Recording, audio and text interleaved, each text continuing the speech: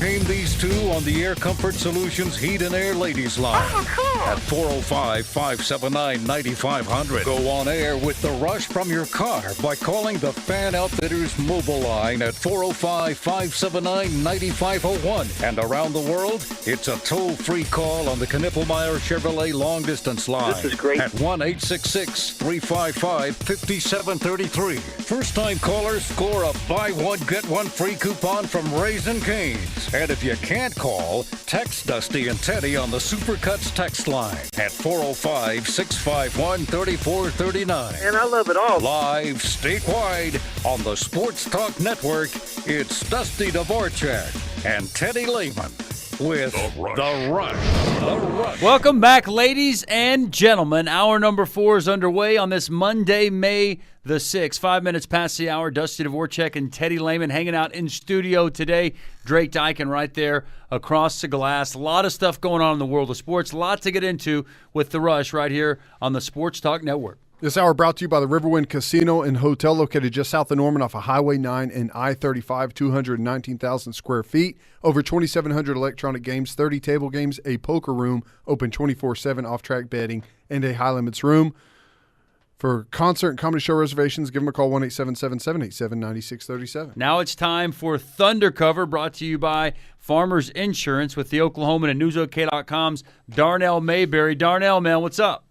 Hey, what's going on, guys? I told you the minute you jumped off the Kevin Martin train, bro, he was going to light it up and catch fires. 2 straight games with 25. Hey, this is the guy they were expecting when they traded James Harden and brought him in.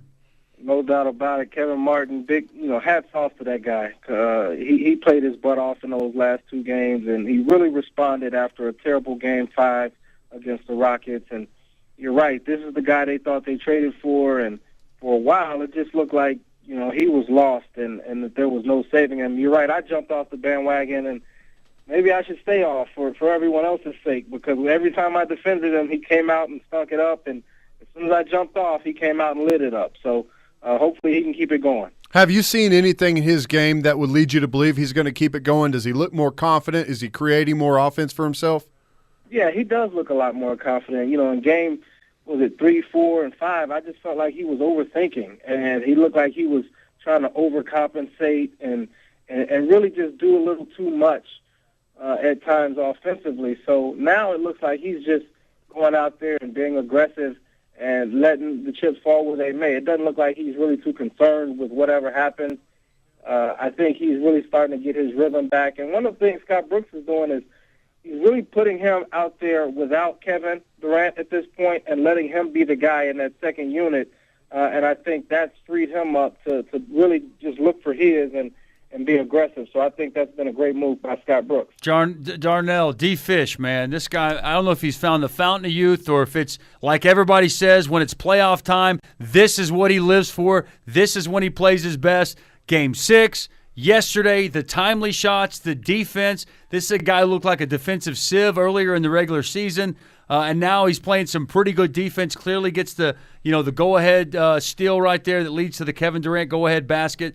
Derek Fisher, 17th year in the NBA. I think he's 38 years old now. The dude is playing some really good basketball right now.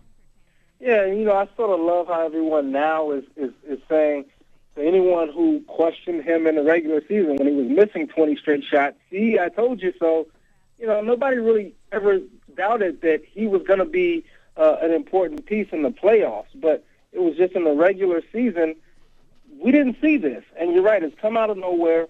He's played extremely well defensively, offensively. He's done all the little things, the poke on the ball from Mike Conley from behind, huge play, game-changing play that led to Kevin Durant's go-ahead bucket with 11 seconds left. So Fish has really been a great impact player in the last series and in Game 1 yesterday. So you can't say enough about how he's really turned it around and stepped up in the postseason. Darnell, you wrote an article today on NewsOK.com about Kendrick Perkins, asking, is Kendrick Perkins undervalued? And, a lot of people talk about Perkins. We've talked about him on the show here.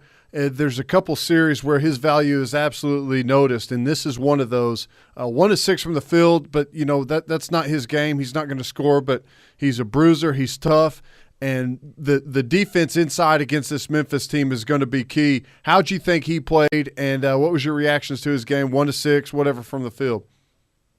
Yeah, I thought he was okay. I didn't think he was great. I didn't think he was terrible. I thought he did a great job of really pushing Marc Gasol away from the basket and keeping him out there. Marc Gasol is a guy who can light you up from inside and outside, but Kendrick Perkins did a good job of making sure that he contested his shots from out there. 10 of Gasol's, I think he had 14 shots. 10 of those 14 were from outside of 8 feet. So if you're contesting those shots, those are shots that you can live with.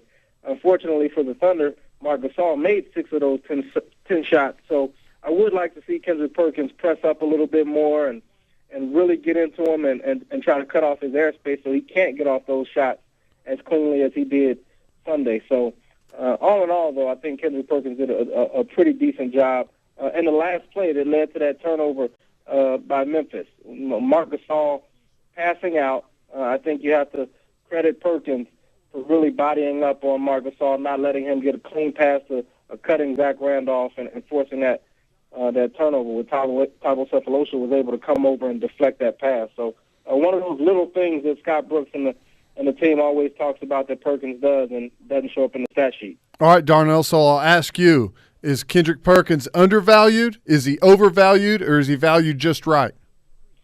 I think, there's a couple ways you have to answer that. By the fans, but the majority of the fans, I think, undervalue him. I think the majority of, the sort of casual fans look at him, they look at the stat sheet, and they see 4 or 5 rebounds, they see, 4 or 5 points, maybe 1 or 2 blocks, and they say, okay, and obviously, of course, a couple turnovers with the illegal screens and, fumbling the passes out of bounds, things like that. So I think they look at him and they say, well, what's his purpose? But the coaching staff, I think, they might overvalue him a little bit. They played him a ton, and especially a ton in situations where it really doesn't make sense for him to be on the floor. I think as that series with the Rockets progressed, Scott Brooks finally saw that, our best way of winning this series is just to play small and match up, get another defender out there, perimeter defender. So the fans, I would say, undervalue a little bit. The coaching staff, I would say, overvalue a little bit. Darnell, so, you hear the 2 years left. He's going to make, right around $9 million a year coming up these final 2 years, somewhere in that area, about 17 over the next 2. Any chance, we hear that word amnesty all the time when people talk about Kevin Durant amongst, this franchise ownership, upper management, any chance they make a move in the near future with Kendrick Perkins? Well, I can go out on a limb right now and say there's no chance that they're going to amnesty Kendrick Perkins. Now, they might try to trade him, but I can't see them trying to amnesty him because you're essentially paying a player to play for someone else.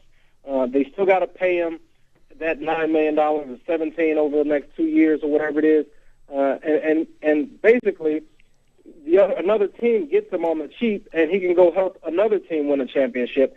And not only that, but then you're stuck with no interior defense. And if you go back to the Jeff Green, Nenad Kirstic days, this team was terrible defensively, especially on the inside. I mean, power forwards and centers came through here on a nightly basis and just lit this team up. So I definitely don't think the Thunder wants to go back down that road. So you got a guy who can play.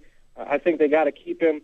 And if they don't, and if they feel like they can't keep him financially, I think they're going to explore a trade so they can get something back from him and not have to lose out on his abilities and pay him even though he's not around. So I don't see any way that they're going to amnesty him. Darnell, sitting around that 12th pick, maybe that's an area that you look to get younger, maybe a successor to Kendrick Perkins.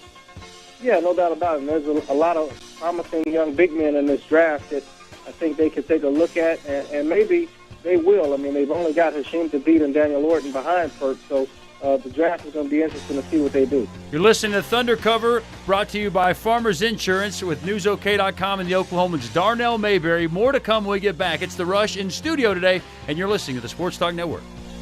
Back to Thunder Cover, brought to you by Farmers Insurance with NewsOK.com and the Oklahomans.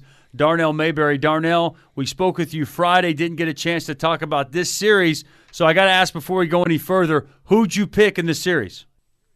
This series, we picked we picked each series before the playoffs started, and obviously, I had the Thunder going. I think I had them going to the finals and losing to the Heat, but so obviously I felt like they'd get to the finals. But after the Russell Westbrook injury, I felt like the Thunder's offense was not going to be good enough to keep up with the Memphis Grizzlies defense in this series. So I picked the Grizzlies to win it. I felt like they could have swept the Thunder. And nobody wants to hear that, I know. I felt like they could have swept the Thunder. But after Game 6, and the way that the Thunder closed out the Rockets, I felt like they figured out some things, and the Thunder would have a better chance of surviving or at least hanging on in this series and maybe extending it to 6. But I still think the Grizzlies, ultimately, their defense is probably going to do a number on the Thunder's offense, and I just can't see. I'd be shocked. I'd be shocked if the Thunder was able to make it out of this series just because the Grizzlies are so tough defensively. I feel like, unfortunately for him, but I feel like all the pressure is on Kevin Martin. Every win or loss is going to hinge on what type of game he gets because you know what Kevin Durant's going to do. You pretty much know what Reggie and Serge and the other guys are going to do. The inconsistency so far has kind of been with Kevin Martin, and it just seems like the whole series hinges on him. Yeah, Kevin Martin, but, Serge Ibaka's another guy. He had 3 great games to start that Rocket series, and his last 3 games left a lot to be desired. So if he can get it going in addition to Kevin Martin, it's like none of these guys have all been on the same page. Kevin Durant has been the only consistent performer in this playoffs so far for the Thunder. So if they can get Reggie Jackson to step up alongside Kevin Durant and also Serge Ibaka and Kevin Martin, that's when they're really going to be dangerous. Those are your 4 best offensive players in this series, and it's like none of them have been on the same page at all so far in the playoffs. This is Thunder Cover, brought to you by Farmers Insurance, NewsOK.com, and the Oklahomans. Darnell Mayberry. You talk about Reggie, that Game 6, 17 points, 8 assists, 7 there in the second half, and he chipped in 7 rebounds. Almost messed around and had a triple-double, very much Russell Westbrook-esque.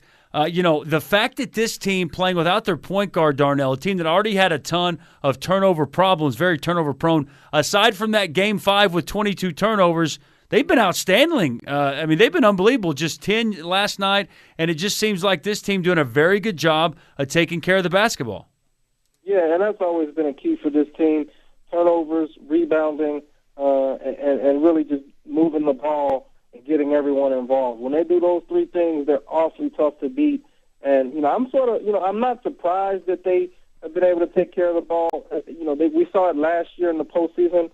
They were able to cut down on their turnovers significantly in the postseason compared to the regular season when I think they led the league in turnovers last year. So, but the thing that really surprises me is that without Russell Westbrook in there, who had the ball so much, and the way Kevin Durant turned the ball over a ton in the regular season, he's really cut down on his turnovers, and I think the Thunder's done a good job of really taking care of the ball. They slowed the pace a little bit, which has helped, but the way Kevin Durant has really managed the ball and really had great ball security, I've been a little bit surprised by that because some of the things that he does out there, you just shake your head at with his turnovers sometimes, and he's been great in the postseason in that category.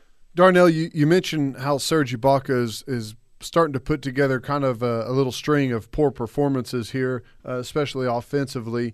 What do you think that is? Do you think it's that for so long Kevin Durant, Russell Westbrook took the lead, and nothing's really expected of Serge. So if he went out and had a good game, yeah, he got a pat on the back. But if he went out and maybe didn't perform, Russell Westbrook, Kevin Durant always picked up the slack, and that kind of took the headlines, so no one really noticed. Now all of a sudden he's in the limelight with Russell Westbrook going down, and the pressure's starting to mount on this young man.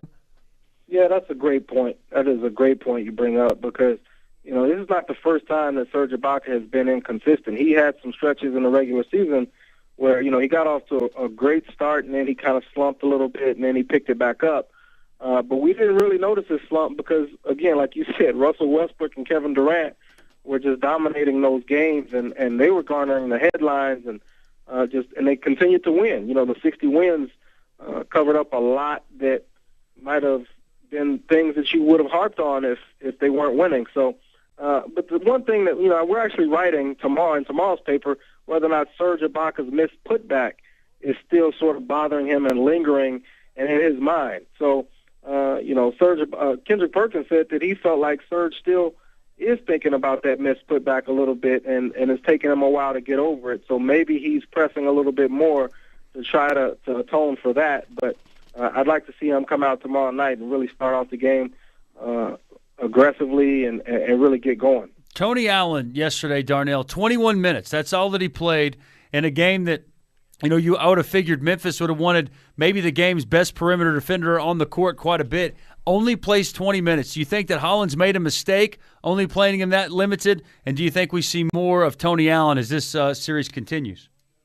Yeah, I think you have to see more. The way he answered those questions after the game yesterday kind of let me know that he was defensive about it and he might have regretted not playing him enough. I think he only played about a minute and a half in the fourth quarter, and that's the time when Kevin Durant really went off and Kevin Martin was the only other real scoring threat. So if he could do it over again, I think he'd have Tony Allen in there, and I think you will see that a lot more as the series goes forward. And not only that, but we asked him before the game if he was going to put Tony Allen on Reggie Jackson, because in the regular season he put Tony Allen on Russell Westbrook and really tried to disrupt the Thunder's offense. And he got grumpy about it. He really didn't, he just said he just flatly, coldly said no. We're not going to, why would we do that? So I think he's going to see as this series goes on that he's going to really need Tony Allen. When they played in the regular season, I was trying to look back and remember. I know it's completely different, but was there ever a time that Tony Allen was on Kevin Durant? He was, and that was one of the things that – because he'd given up like 6-7 inches. Yeah, and that was one of the things that Lionel Hollins said after the game last night, that Durant would take him in the post and it just caused them to help too much, put too much pressure on their defense. So he's trying to avoid that if possible. But Tony Allen, one thing that he does is he's so physical with Kevin that he doesn't let him catch the ball. He makes all his catches tough. When he does catch it, good luck to Tony Allen and the Memphis Grizzlies, but he's got to catch it first of all. And Tony Allen does a good job of really knocking him off his spot and making his catches tough. You're listening to Thunder Cover, brought to you by Farmers Insurance with Darnell Mayberry of NewsOK.com and the Oklahoman beat writer for the Oklahoma City Thunder. All right, Darnell, here's my question for you, and we can kind of talk through it. I think that, you can always look at games and take different takes from it. You can look at something, you can take you can be optimistic about it, you can be pessimistic about it. The fact of the matter is the Thunder found a way to win 93-91. This is a game that, Memphis was up by as many as 12 in the third quarter and led, predominantly for almost the entire fourth quarter. And, Oklahoma City made the plays down the stretch to win this basketball game. As you look back at this game, does it leave you optimistic, pessimistic, or kind of right where how you thought this series would go? I'm optimistic for two reasons. One, I don't think Serge Ibaka is going to go 1 for 10 again from the field.